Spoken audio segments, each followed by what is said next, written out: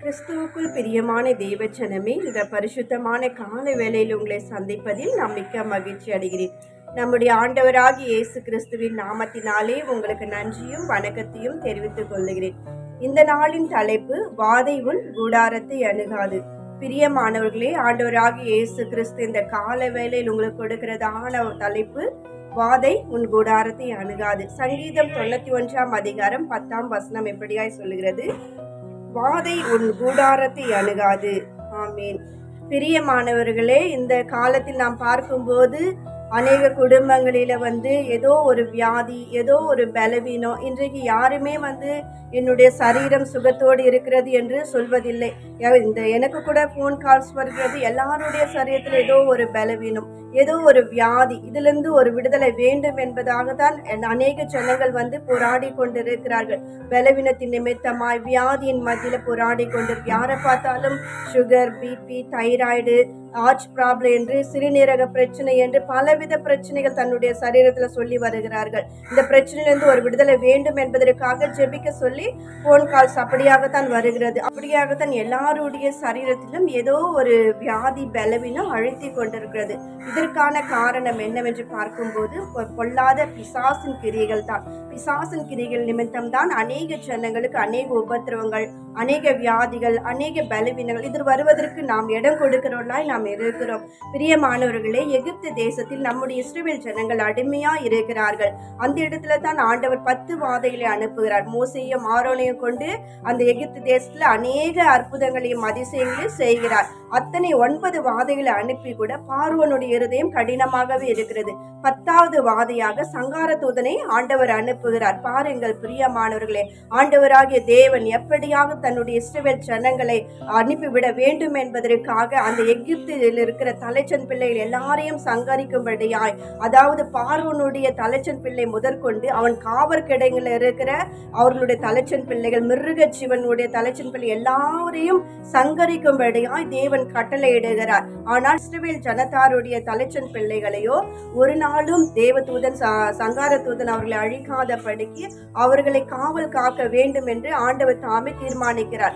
ஆகையால தான் ஆண்டவர் என்ன செய்கிறார், அந்த 10வது வாதைக்கு அந்த இஸ்ரவேல் ஜனங்கள் தப்பித்துக் கொள்ளும்படியாக பஸ்கா பண்டிகையை ஆசரித்து ஒரு பழுதற்ற ஒரு ஆட்டுக்குட்டியை, அதுவும் 1 வயதுள்ள செம்மறியாடாவது இருக்கட்டும், வெள்ளாடாவது இருக்கட்டும், எந்த ஆடு இருந்தாலும் பரவாயில்லை என்று அந்த ஆட்டினுடைய பலியிட்டு அந்த ஆட்டினுடைய ரத்தத்தை எடுத்து இஸ்ரவேல் ஜனங்கள் வீடுகளில் நிலைக்கால்கள் 2 பக்கத்திலும் மேற்சட்டத்திலும் அந்த ரத்தத்தை தெளிக்கும்படியாய் கட்டளையிடுகிறார். ஏனென்றால் சங்கார தூதன் கடந்து வந்து சங்காரம் பண்ணுகிற போது இஸ்ரவேல் வீட்டில நுழைந்து தலைச்சன் பிள்ளைகளை சங்காரம் பண்ணாதபடிக்கு அவர்களை காவல் காக்க வேண்டும் என்பதற்காக அந்த ரத்தத்தை பார்த்த உடனே அந்த சங்கார தூதன் அந்த வீட்டை கடந்து சென்று விடுவான். இஸ்ரவேல் வீட்டாருடைய பிள்ளைகள், தலைச்சன் பிள்ளைகள் எல்லாம் ஆண்டவரால் காக்கப்படுகிறார்கள். இப்படியாய் பிரியமானவர்களே, கர்த்தருடைய ஒருபோதை விடுவதில்லை.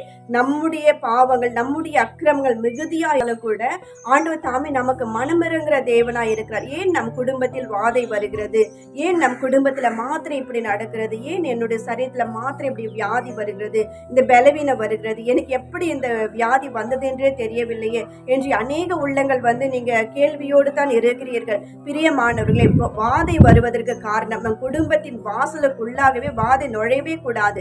வாதை என்பது உள்ளே வராதபடி அது தடையாய் நிற்க வேண்டும் என்றால், எப்படி இஸ்ரவேல் ஜனங்களுடைய வீட்டின் நிலைக்கால்களில் ஆட்டுக்குட்டியினுடைய ரத்தத்தை பார்த்து சங்காரத்துடன் எப்படி அந்த இடத்தை விட்டு கடந்து போனானோ, அதே போல பொல்லாத பிசாசு நம்முடைய வாசற்படியில நிற்கும் போது ஆண்டவருடைய பிரசன்னத்தை அவன் உணர வேண்டும். இந்த வீட்டுக்குள் ஆண்டவர் இருக்கிறார், இதற்குள்ள அவனால் காலையை எடுத்து வைக்க முடியாதபடிக்கு நம்முடைய குடும்பத்துல, நம்முடைய வீட்டு வாசல்ல கூட அவன் நிற்க முடியாதபடி அக்கினி இறங்க வேண்டும்.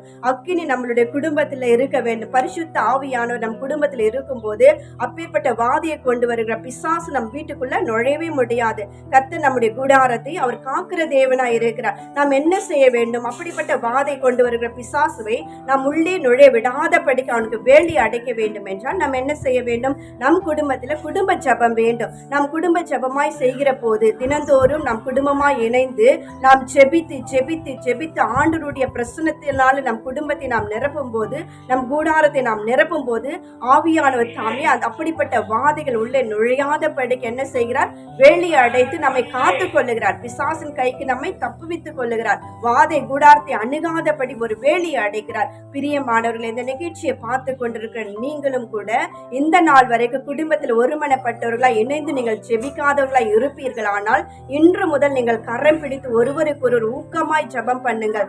ஊக்கமாய் ஆண்டவரிடத்துல விண்ணப்பத்தை ஏறடுங்க. துதித்து ஜெபித்து பாடி ஆண்டவருடைய நாமத்தை நீங்கள் மகிமைப்படுத்துங்கள். அப்பொழுதுதான் வாதை வந்து நம் கூடாரத்தை அணுகாதபடிக்கு ஆண்டவர் காத்துக் கொள்வார். சங்கார தூதன் இஸ்ரவேல் தலைச்சன் பிள்ளைகளை அழிக்காதபடி எப்படி அவன் கடந்து போனானோ அதே போல பரிசுத்த ஆவியானவர் நம்மோடு கூட இருக்கும் போது வாதையில கொண்டு வருகிற சத்ரு நம் குடும்பத்துக்குள்ள நுழையாதபடி அவன் கடந்து செல்வான். பிரியமானவர்களே, இப்படியா உங்களுடைய இருதயத்தை இந்த நாளில நீங்கள் ஒப்பு கொடுத்து நீங்கள் ஜெபித்து பாருங்கள். உங்கள் சரீரத்தில் இருக்கிற வியாதிகள், பலவீனங்கள், நோய் நொடிகள் எல்லாவற்றையும் கர்த்தர் எடுத்து போட்டு உங்களுடைய சரீரத்துக்கு ஒரு சுகத்தை, பலத்தை, ஆரோக்கியத்தை கொடுத்து உங்களை ஆசீர்வதிப்பாராக. என்னோட இணைந்து ஜெபியுங்கள். கர்த்தர் தாமே பெரிய காரியங்களை செய்வாராக. சோத்திரம் ஆண்டவரே, இந்த பரிசுத்தமான காலை வேலை பொழுதுக்காக உம்மை நன்றியோடு உம்மை துதிக்கிறேன், உம்மை ஸ்தோத்திரிக்கிறேன். அப்பா, என்னோடு இணைந்து ஜெபிக்கிற உம்முடைய பிள்ளைகளை கண்ணோக்கி பாரு சுவாமி. வாதை உன் கூடாரத்தை அணுகாது என்று சொன்னீர் ஆண்டவரே. அப்படியாய் வாதைகளோடு கூட தகப்பனே, பலவித நோய் நொடியோடு, வியாதியோடு, பலவீனத்தோடு இந்த நிகழ்ச்சியை பார்த்து கொண்டிருக்கிற உம்முடைய பிள்ளைகளை கண்ணோக்கி பாரும். ஏசப்பா, எனக்கு சுகர் இருக்கு, எனக்கு பிபி இருக்குது, எனக்கு கொலஸ்ட்ரால் இருக்கிறது, எனக்கு தலைவலி இருக்கிறது, வயிற்று வலி இருக்கிறது, உடல் அசதி இருக்கிறது, பல வியாதிகள் ஆண்டவரே, பல பலவீனங்கள், ஹார்ட்ல ப்ராப்ளம் இருக்கிறது, ஆபரேஷன் பண்ண சொல்லி இருக்கிறார்கள் என்று எத்தனை நபர்கள் ஆண்டவரே அப்படியாய் ஜப விண்ணப்பங்களை வைக்கிறார்கள் சுவாமி. எத்தனை பேர் பிபி ப்ராப்ளம் இருக்கிறது, இதனால் எனக்கு பல விதத்துல டென்ஷனும், பல விதத்துல தலைவலி, இப்படியாய் கூட என் சரீரத்தை ஆக்கிரமித்து எனக்கு வாழவே பிடிக்கல என்று எத்தனை பேர் உள்ளங்கள் தகப்பனே தவித்து கொண்டிருக்கிறது. நீர் அது எல்லாவற்றும் நீர் கண்ணோக்கி பார்க்கிறீர் அப்பா. ஒவ்வொரு உறுப்புகளிலும், ஒவ்வொரு அவயவங்களிலும் நுழைந்திருக்கிற அப்படிப்பட்ட வாதையான பிசாசின் கிரியைகளை என் தேவன் இந்த காலவெல்ல நீங்க எடுத்து போடுங்க ஏசப்பா. இந்த நிகழ்ச்சியின் மூலமா அவருடைய சரீர உறுப்புகள் ஒவ்வொன்றையும் அடுக்க முடியல, படுத்தா தூக்கம் வரல என்று பல பிள்ளைகள் ஆண்டவர் தொலைபேசியில என்னோடு இணைந்து அப்பா ஜெபித்துக் கொள்ளும்படியே கேட்டிருக்க ஒவ்வொருவரும் நீ தொடுங்க சுவாமி. அவருக்கு நல்ல நித்திரையை கொடுங்க, அவருடைய சரீரத்தில் ஒரு பலத்தை கொடுங்க, ஆரோக்கியத்தை கொடுங்க சுவாமி. அவருடைய வழிகள் மறையட்டும், அவருடைய சரீரத்தில் இருக்க வியாதிகள் மாறட்டும் ஆண்டவரே. அவர் குடும்பத்தில் இருக்கிற வாதை வெளியே ஓடட்டும் இயேசுவின் நாமத்தினால. இந்த காலை வேளையில இந்த நிகழ்ச்சியை பார்க்க உங்களுடைய பிள்ளைகளை தொட்டு நீ சுகமாக்கி இருக்கிறீர். அதற்காக நாங்கள் நன்றி செலுத்துகிறோம். தொடர்ந்து உங்களுடைய பிள்ளைகளோடு உங்களுடைய கரங்கள் இருந்து அவர்களை காத்துக் கொள்ளும்படியா இயேசுவின் நாமத்தில் ஜெபிக்கிற நல்ல பிதாவே, ஆமீன். பிரியமானவர்களே, வாதை உன் கூடாரத்தை அணுகாது. ஆண்டவராகிய இயேசு கிறிஸ்து இந்த நாளில் உங்கள் குடும்பத்திலும் உங்களுடைய சரீரத்தில் இருக்கிற பொல்லாத வாதையை வெளியே துரத்தி உங்களுக்கு ஒரு ரட்சிப்பை கொடுப்பார். நீங்கள் தினந்தோறும் ஜெபிக்க தவறாதீர்கள். குடும்பமாய் ஜெபியுங்கள். குடும்பமாய் ஜெபிக்கும் போது வாதை நம் கூடாரத்தை அணுகாதபடி காத்துக்கொள்வாராக. ஆமீன். God bless you.